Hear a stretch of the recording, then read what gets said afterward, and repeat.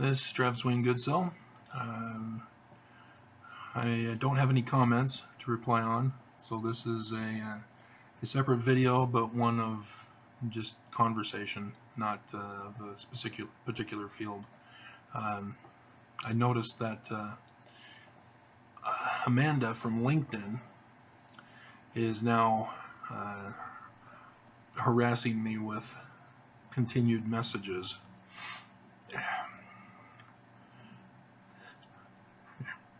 Apparently she didn't get the hint, and so that confirms her alternative motive.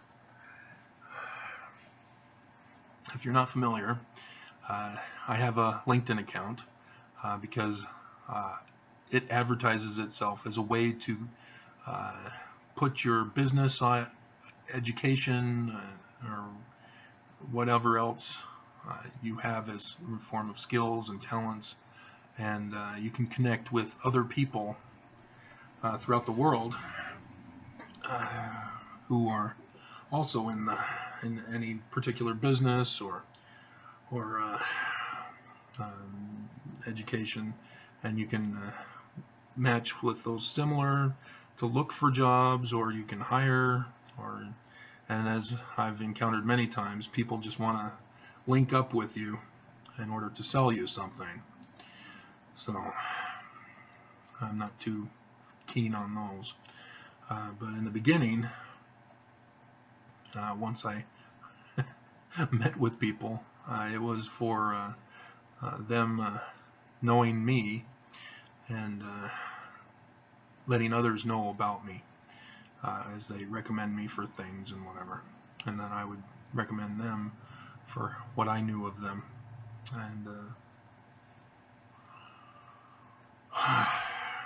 And so yeah, I had dating sites separate, and now that I've learned that my identity has been stolen, I have other dating sites that I'm apparently on and picking up chicks with. So I don't know which ones they are, but I was informed by Credit Karma that that was the case for one of the several data breaches. Hold on a second. I'm kidding. Okay. So, yeah, there's alternative Travises out there. I'm the good guy, not the perv or the murderer or the whatever. So, yeah. Yeah, Amanda started on LinkedIn 2 months ago, and she's got all the hallmarks of a scam artist. When I finally reviewed into her and checked out her profile and in connection with the comments she was making. I've seen it before when I was on the dating sites way back when,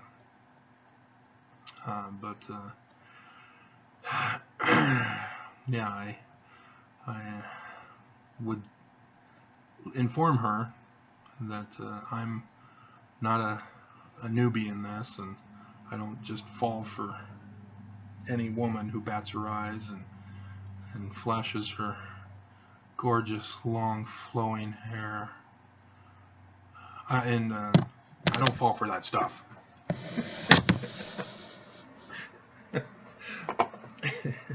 And so she would get upset when I would talk about these things that I was cautious of, and that's the first red flag, when somebody gets upset because they have concerns. And so I stopped communicating, said, nope, if you're going to get upset with me over this, then I don't want to be involved in this kind of a situation, especially on LinkedIn. And now she's trying to communicate on a couple of occasions. Haven't looked it up. I've got a sneeze coming on. I got to pause. Whew. had to check to make sure I was able to successfully pause. And so, yeah, the dating sites that I am on, legitimately, I've not gotten any response since my second divorce. So, yeah, I'm no longer a desirable bachelor anymore. So, if the whatever TV show does The Bachelor, and they call for me, I know that it'll be for the joke entertainment. So, I did come up with another video while I was getting ready for the day, doing a video about famous LDS church leaders excommunicated. And so, yes, we would discuss Hamula and Lee, and I'd have to check to see others and why they were excommunicated. There's Emmanuel Tove, of whom Mormons do not know. He was Hebraist and Jew, if you haven't figured by his name. Tov meaning good in Hebrew, and Emmanuel is the God Amen. What, you thought God with us, according to the New Testament? No, Paleo-Hebrew, it's the God Amen, Amen Ra. The ayin at the beginning of it indicates it as the sun god. And so that's my discovery. Anyway,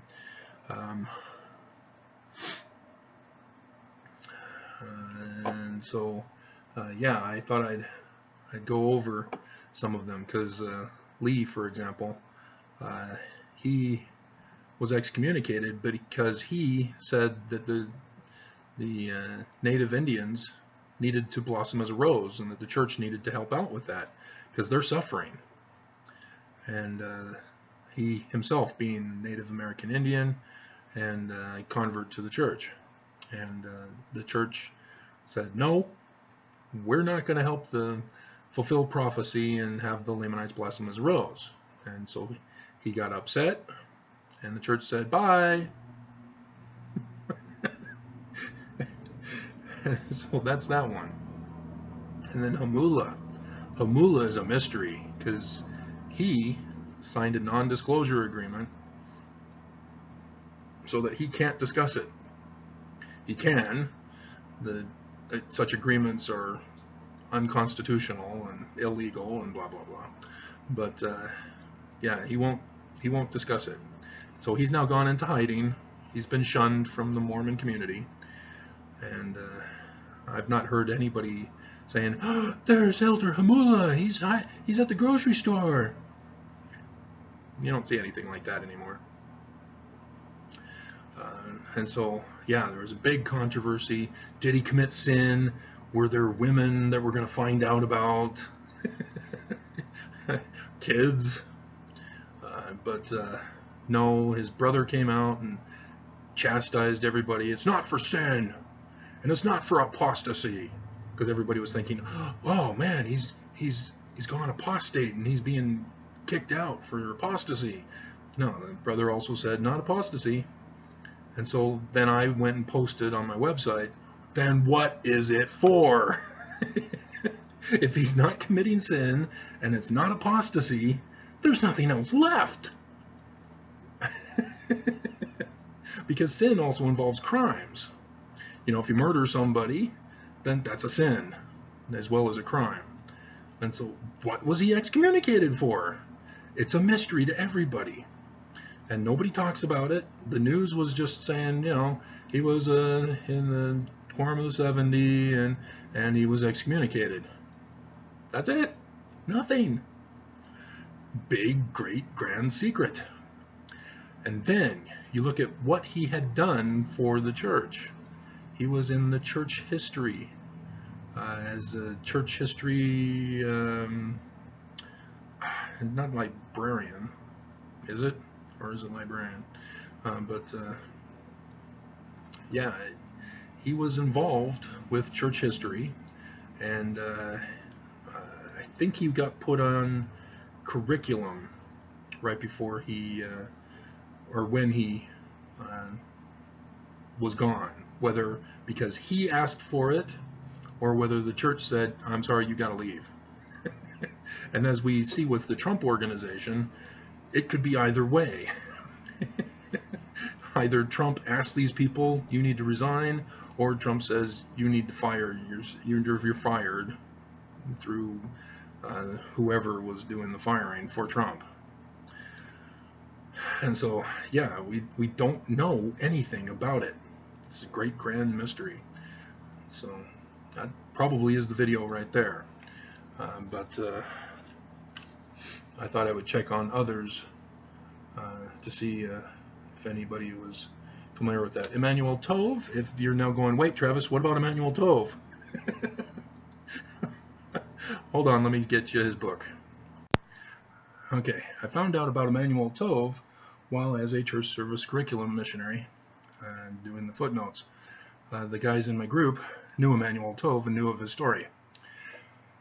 They apparently knew lots of people. Like I said in a previous video yesterday, David Gaunt knew Ted Bundy. He met with him in the library. They sat at the same table and talked, and he had no idea what was going to happen with the story of Ted Bundy. But Emmanuel Tove, he's a foremost scholar in Hebraism. So this is his textual criticism to the biblical Hebrew, comparing the Masoretic text with the Dead Sea Scrolls. An excellent textbook.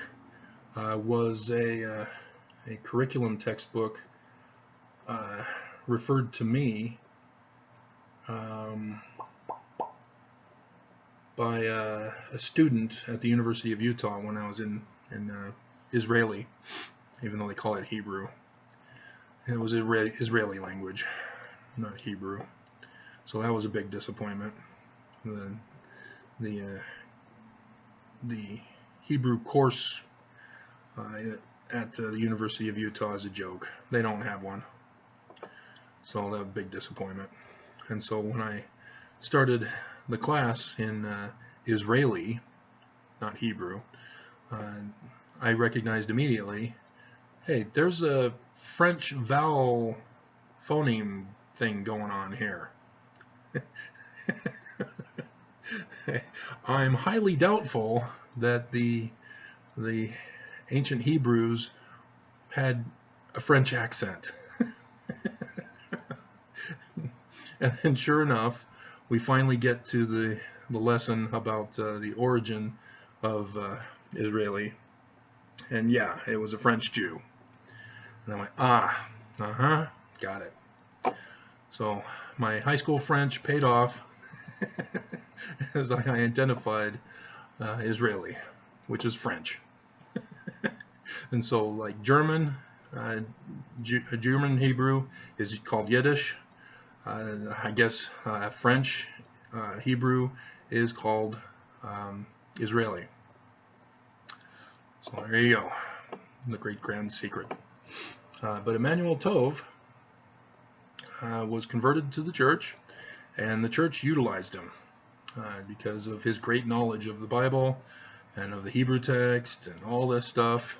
And he was assisting the church with commentaries and all sorts of stuff regarding Hebrew.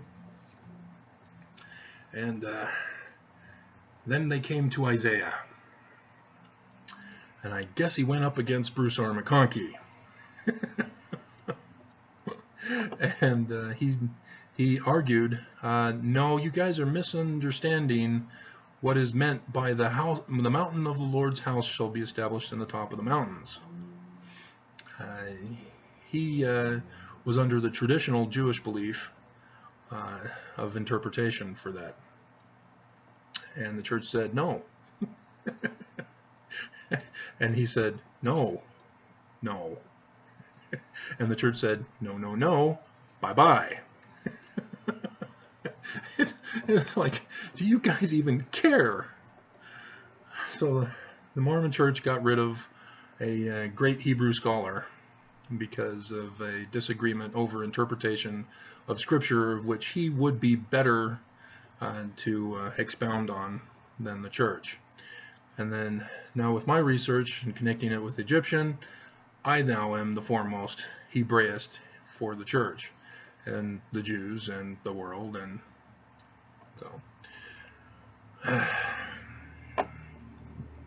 the church just doesn't care about truth. So frustrating. Because I'm a person, as a kid, I wanted to know the truth. I didn't want to be told, wait until you're older. This is higher learning. And I wanted to know. And so I pursued the truth. And church doesn't like that. They don't want their members finding out the truth. If you've done nothing wrong, you've got nothing to fear. So I guess the church has done something wrong, because they're fearing if people pursue truth. Alright, so I'm going to Google it to see if it's even worth doing a video on. And since I've got you here, I've got a couple minutes before I have to go change the laundry over. Alright, so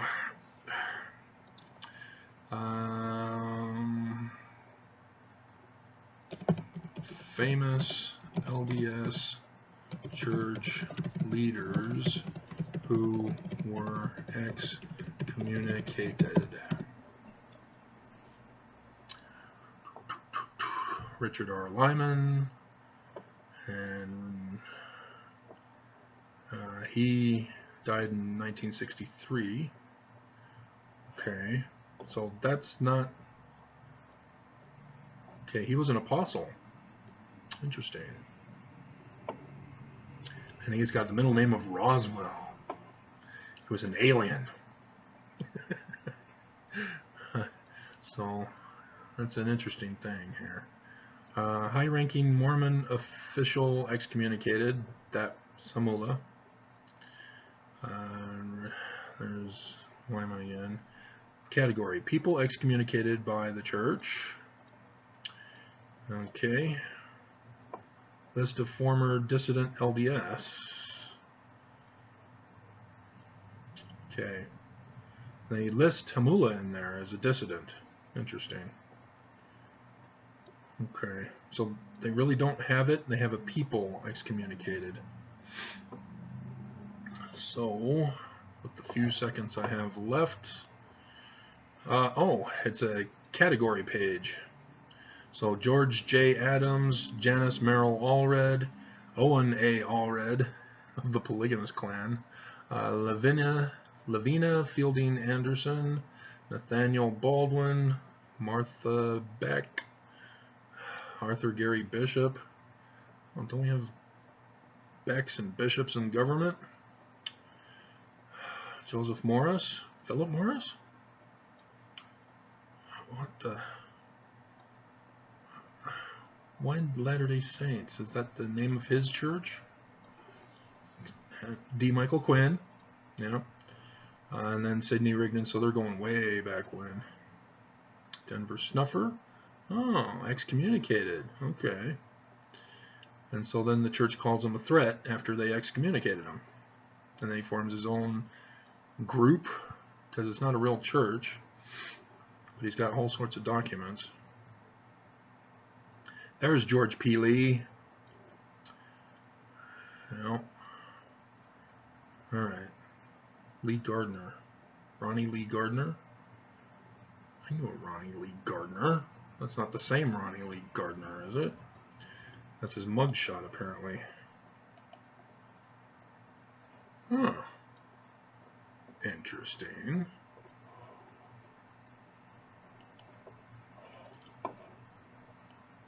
Not the guy I was thinking of, maybe. It's an older picture, maybe, but anyway. So, Ogden Kraut, I'm familiar with him, but I'm not, they don't list whether they were leaders of the church here, other than those I already know, like Sidney Rigdon. There's John Delan. He was forced to sign a non-disclosure agreement, so he interviews others. And there's Brian David Mitchell. The Lord has told me that I must rape a 14-year-old girl and kidnap her. John Dealey and George Peely. Huh. And LeBarons, another polygamous group.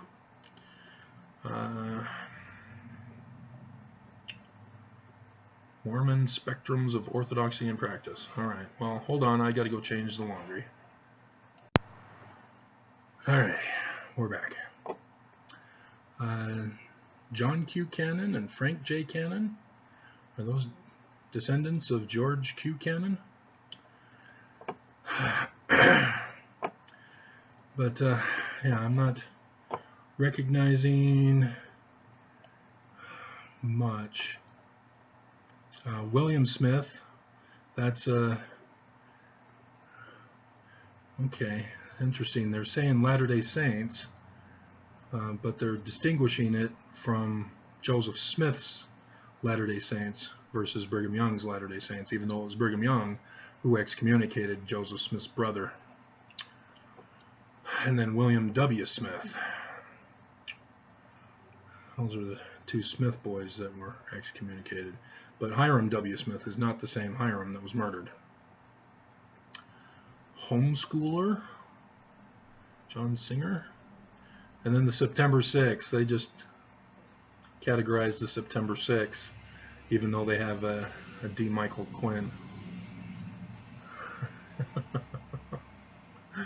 Alright, so yeah, I'm not seeing a video out of that for church leaders. So, Joseph Morris then, Church of the Firstborn. Okay. Morrisite War. Wow, 1861. My goodness. A fanatical group. As if the Brighamite group wasn't already fanatical. Agent Richard Miller was the first member of the FBI to be indicted for espionage. Awesome. A Mormon spy within the FBI, and he gets busted for espionage. That is awesome. The church is so not true. There's Fawn Brody, because she wrote her book, No Man Knows My History. And so I did my blog page, No Man Knows My History. An autobiography rather than a biography. List of former or dissident LDS. Alright. Okay. Former and inactive members, excommunicated members. Huh? So am I added to this former and inactive members list? I don't think so. Amy Adams? What? 5-time Academy Award nominated actress known for the roles in Enchanted. How would I know? Awesome movie. Totally awesome. She gets the pigeons and the cockroaches working together, and then when they're all done, pigeon and cockroach on top of a counter or the couch, and then the pigeon leans over, eats the cockroach. Totally hilarious. Her best work ever.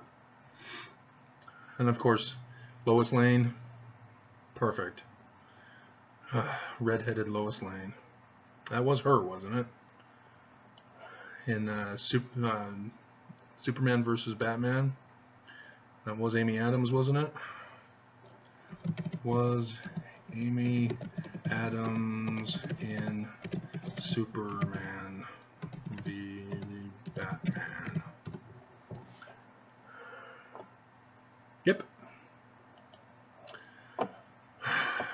Yep.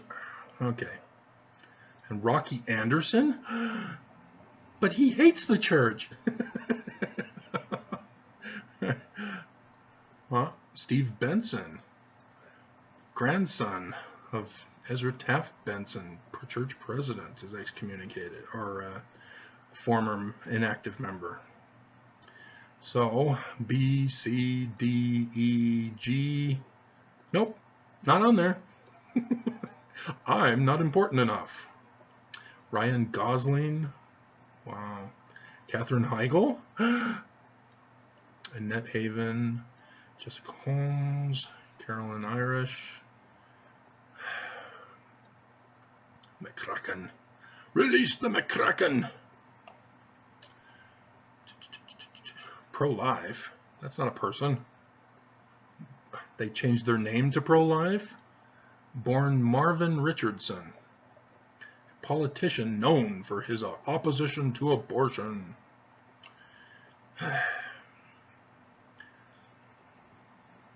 So, yeah, I guess he's against having wet dreams, too, as a teenager. Beating himself up over it. I'm evil. I'm wicked. Marco Rubio?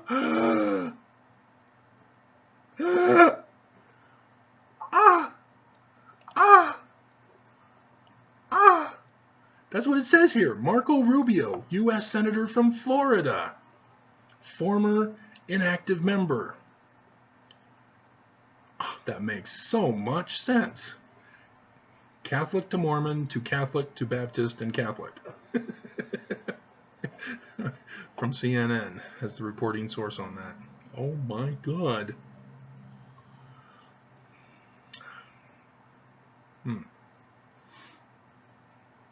Aw.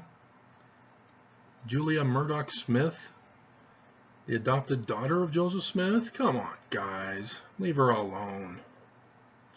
And Kirsten Sinema, U.S. representative from Arizona. Huh. Paul Walker? What?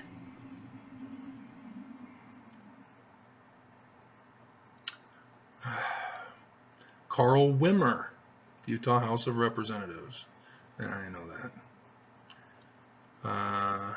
Ex-Mormon memoir, Lynn Wilder.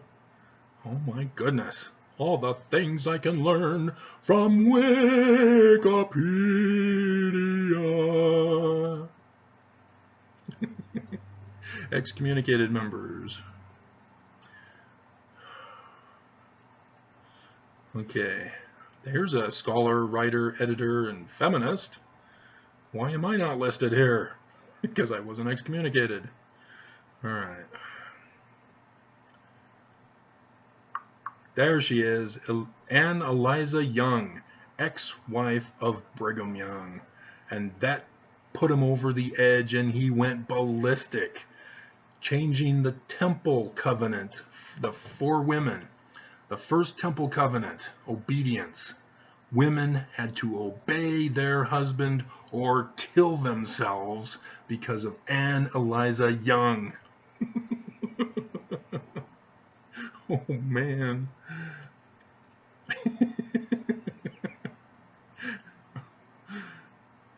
Wow.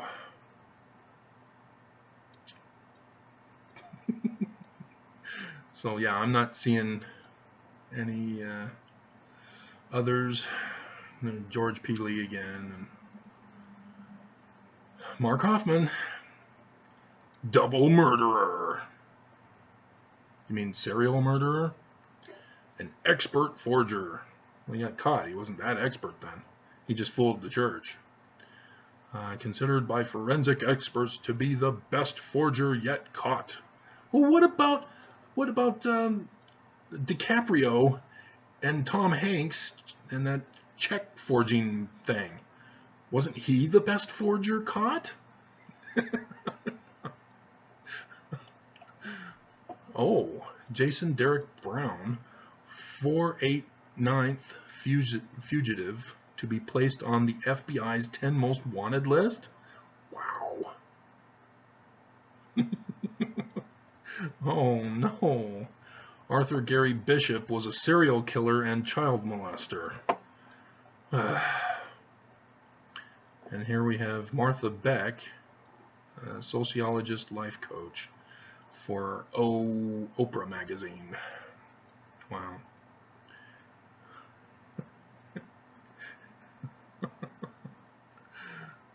All the things you can know.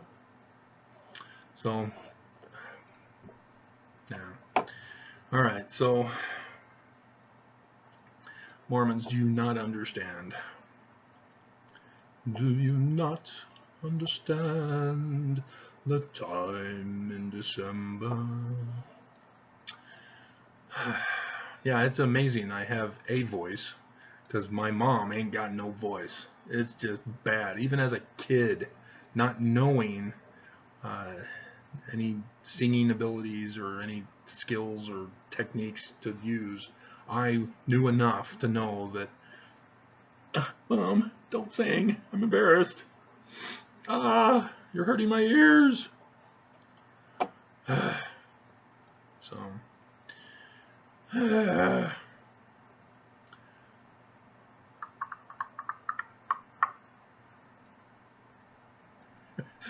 the Church of Jesus Christ of Latter-day Saints does not regularly disseminate information about the excommunicated or resignation of former members. Persons who are here identified as having been excommunicated or resigned from the church have made such information public.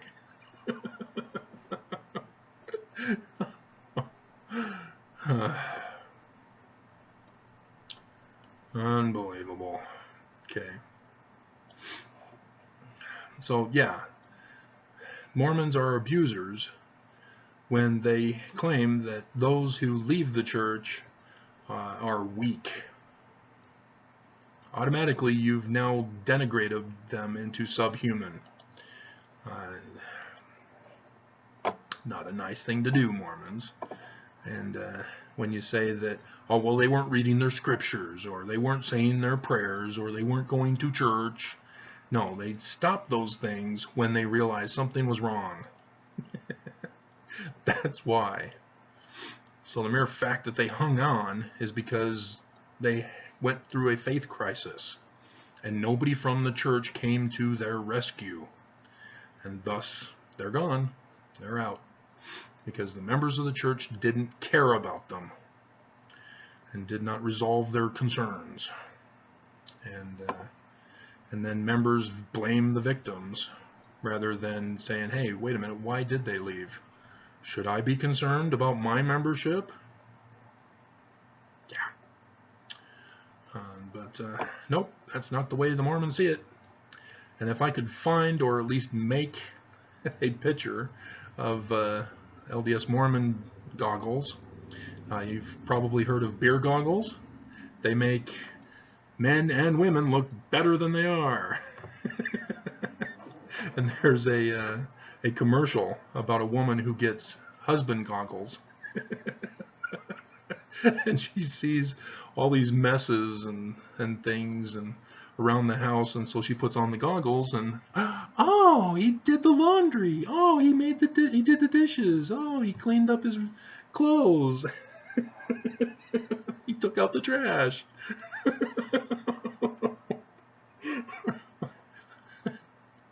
And so, that's what Mormons have for their church. They have Mormon goggles. And as a result, they don't see the problems. And so I would love to find something like that. But the only thing I'd probably find is beer goggles as a picture. So, oh man, hilarious commercial. Or was it a comedy skit? I think it was an SNL comedy skit from not too long ago, if not this past Saturday, the Saturday before. All right. So, yeah, I've got some shows that I need to catch up on. Bull, for example, I don't really care much for it. I started watching it because of Michael Weatherly from NCIS, And then former Mormon girl Elijah Dushku, who was not notified on there, on that list, she decided to pull the old, I was sexually harassed by him. And that didn't hold much water, because she accepted a bribe payment to be silent.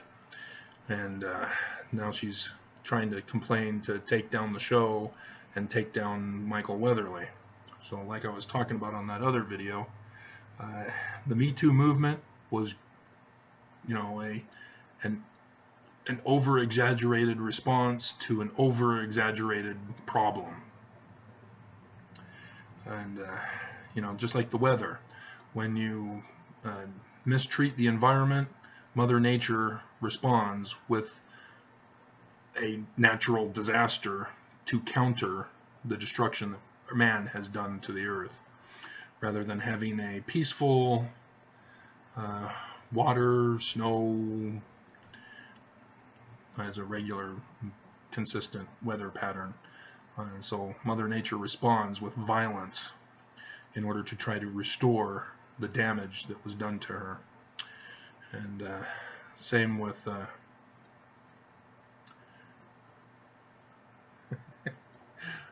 other situation. So yeah, and so when Elijah Dushku is complaining that you know, she had a contract, it was for 6 episodes, but she thought that she could kick out the star of the show and become the star of the show, take over his job.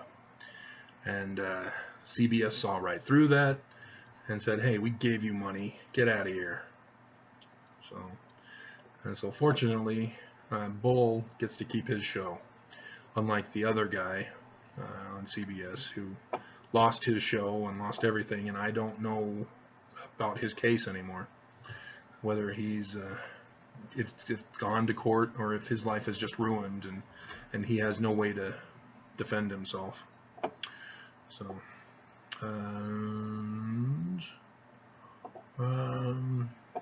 so yeah, I watch Bull. It's a little disturbing because it's a psychiatrist who does jury rigging.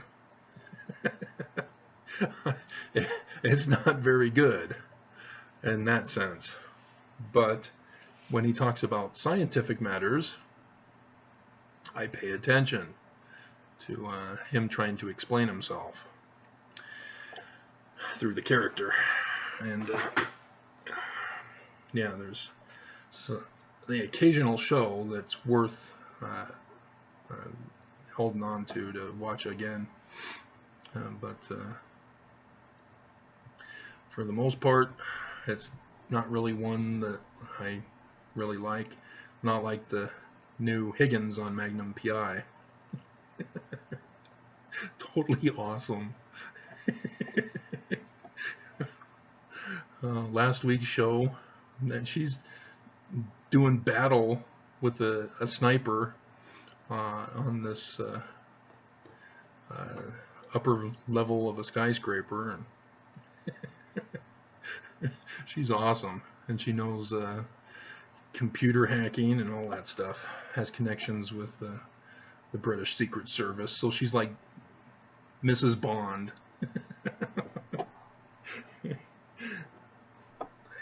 And she's got the snarky attitude with Higgins or Magnum, and of course Zeus and Apollo.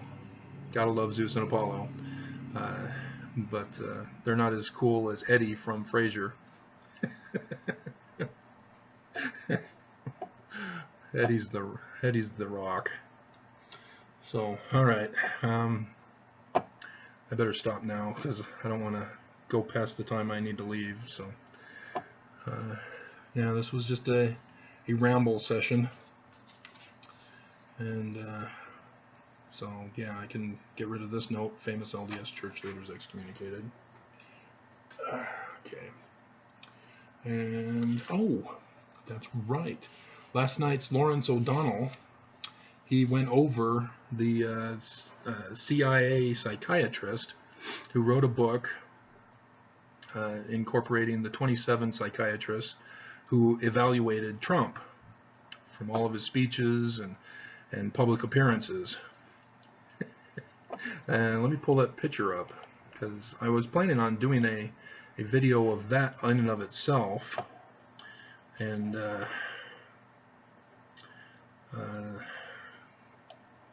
realized that I'd have to do a voiceover video for that one. Slow, quick, slow. I'm just wanting to look at the picture. Why are you going slow? Alrighty. The book is titled The Dangerous Case of Donald Trump. And I can't quite see the name. Brody Lynn? Maybe? I'm sure if you typed in Dangerous Case of Donald Trump, it'll show it on Amazon. And so, yeah, I was going to go over it and compare it with the church. As a psychiatrist, he's incomplete and taking us on the wrong track. But there are some significant factors with comparisons with the church. And because Trump and the church are doing similar things. But obviously psychiatrists are not interpreting it correctly and accurately. For example, when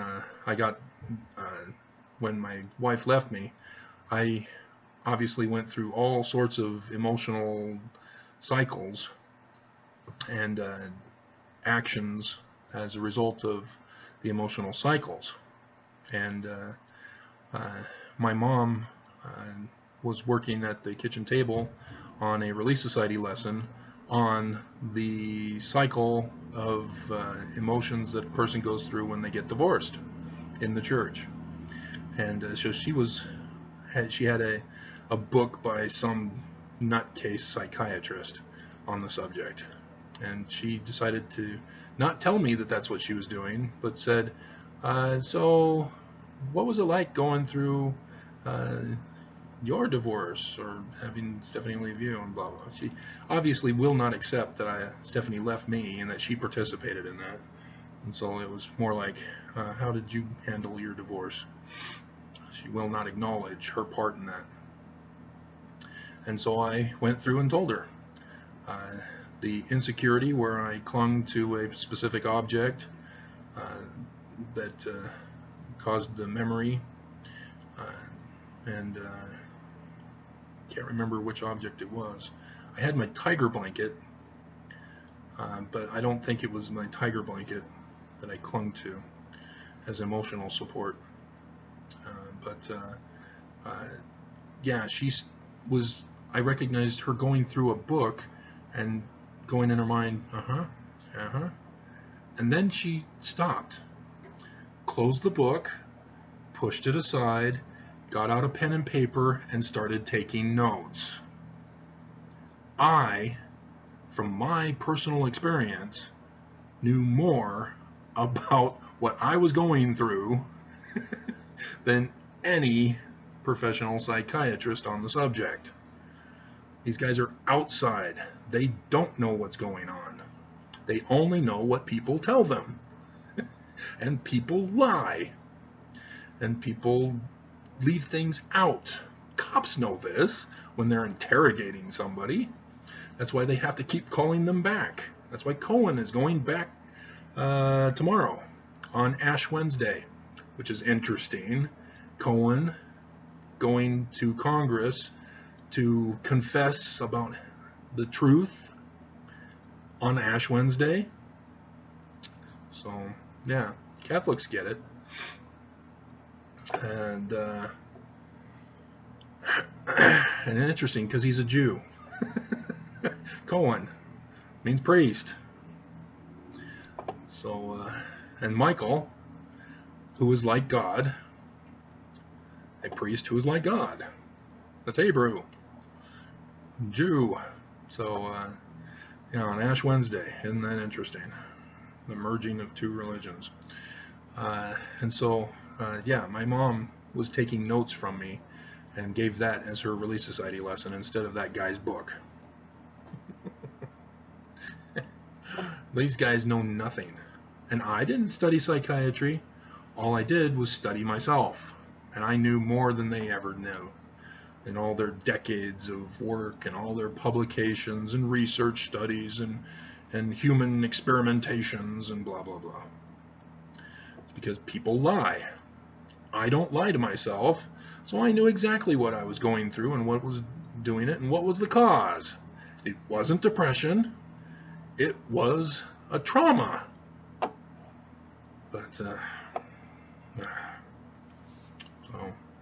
But yeah, he only came up with 4 things from his book. You know, the leader is perceived by followers as somehow superhuman. Yeah, because Mormons believe that Nelson speaks directly with Jesus Christ in the Holy of Holies in the Salt Lake City Temple, in that room off to the side, with a tree put right in front of the door so nobody can go in. 2, followers blindly believe the leader's statements. Yes! He took away the high priesthood. And members are like, yeah, that's a great idea. Yeah, now the high priest can help the elders. Excellent. Oh, wow. He's so inspired. He took the high priesthood away. They've already put a plant in front of the Holy of Holies. Now he's taken away the high priesthood. Mormons are dumb because they blindly believe the leaders.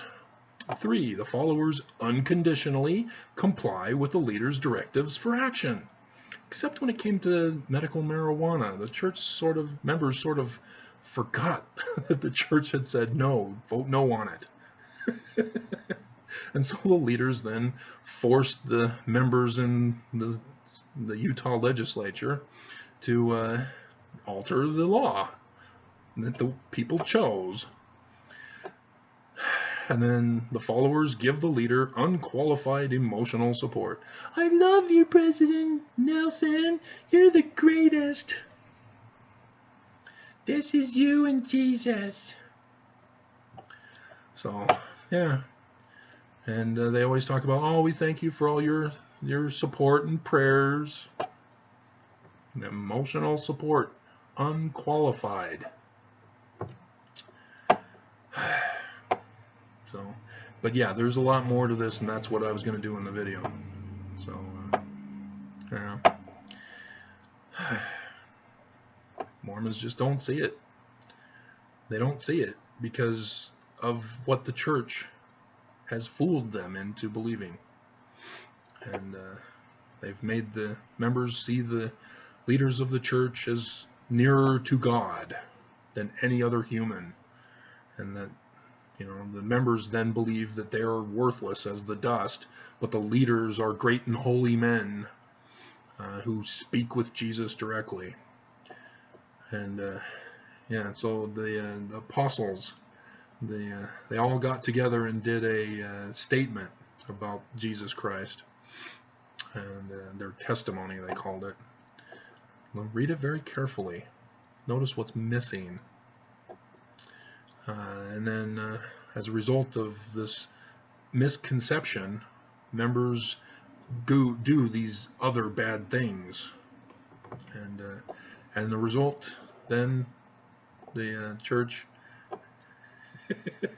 I clicked on the screen and it went to the next picture. And it's got the BYU girl who I mentioned with TYT talking about it. Here's the letter. I'll read it to you as I finish here.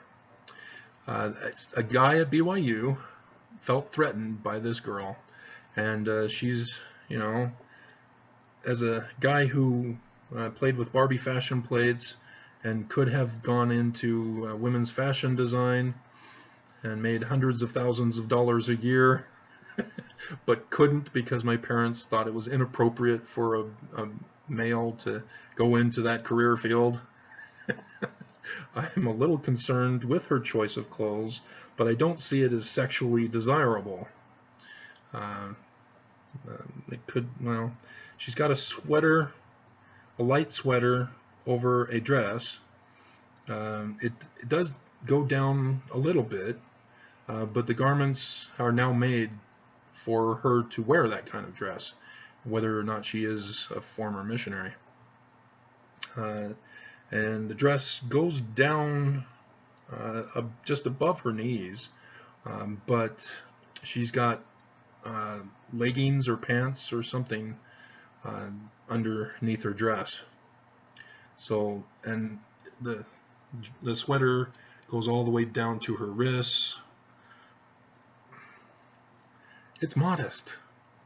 So, you know, it's not Mormon porn or Mormon temple porn. But yeah, but here's the guy. This is what he said in the letter that she posted. You may want to consider that what you're wearing has a negative effect on men. Only that I would tell her to wear the other dress. And women around you. Many people come to this university because they feel safe. A bubble. Morally as well as physically here. They expect others to abide by the honor code. There's no violation of the honor code. I don't see it. I went to Rick's. I knew the women's honor code that we all agreed on. Okay. Please consider your commitment to the honor code, which you agreed to when dressing each day. Thank you. This was on Valentine's Day. She was expecting a love note. And instead she got hate mail for Valentine's Day. That's Mormons. Then they grow up to be Ted Bundys. And sex trafficking bishops. Alrighty. Adieu. Or brethren, adieu, as I should say.